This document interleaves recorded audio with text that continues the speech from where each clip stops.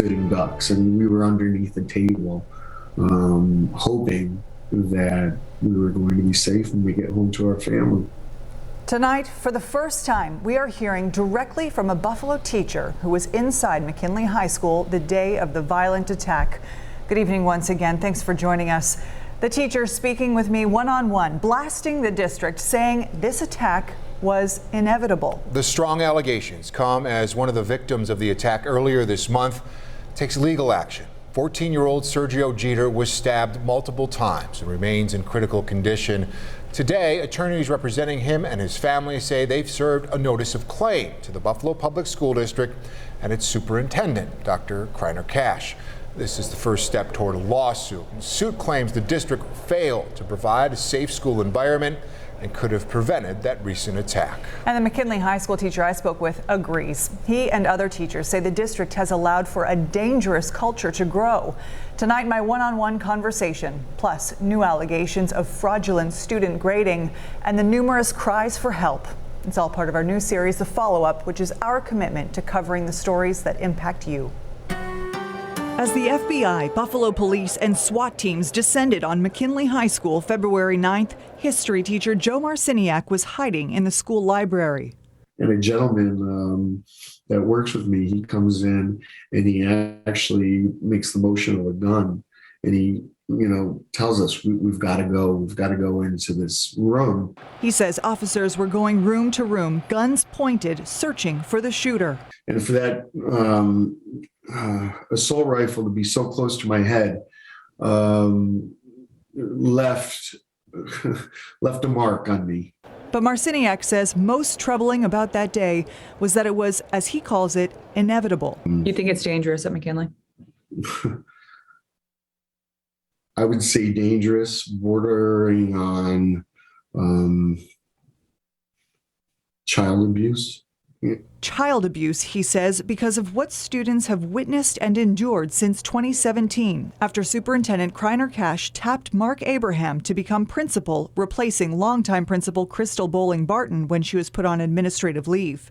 Mark Abraham has his hands all over what's going on now. Multiple sources tell 7 News that under Abraham's leadership, violence increased, bad behavior was not disciplined, and teachers were punished. In January 2018, the Buffalo Teachers Federation filed an unprecedented vote of no confidence against Abraham, but Dr. Cash stood by him. We've been telling him for some time that the pain of the staff, the students, was there, and it was real.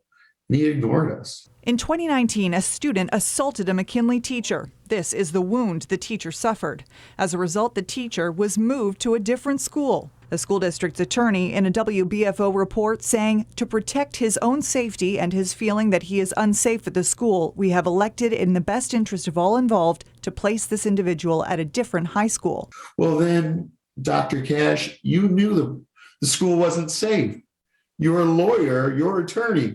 Days after that incident, a teacher survey published by the BTF found 95% of teachers did not feel there were clear and consistent procedures in place for student behavior. 92% said administrative leadership led by Abraham was poor or non-existent. And the students simply just don't respect the current administration. But violence wasn't the only concern. In September 2020, the BTF sent Dr. Cash a lengthy letter written by a McKinley teacher outlining alleged grade fraud. The teacher noticed one of his low-performing seniors, who had been absent 31 days, was enrolled in 2 physical education classes at the same time. The teacher, who asked to remain anonymous, believes Abraham's administration enrolled the student in 2 PE classes so that the higher grade would be applied, the lower grade thrown out, giving the student a greater chance of graduating. Hi, is this Mark Abraham?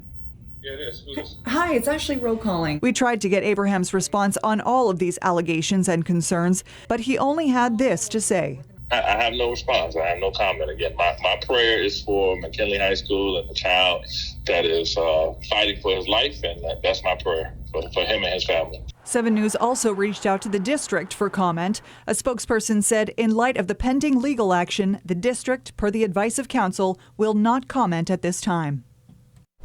Marciniak is calling for Dr. Cash to step down, saying what happened earlier this month is his responsibility because he refused to listen to the teachers when they sounded the alarm.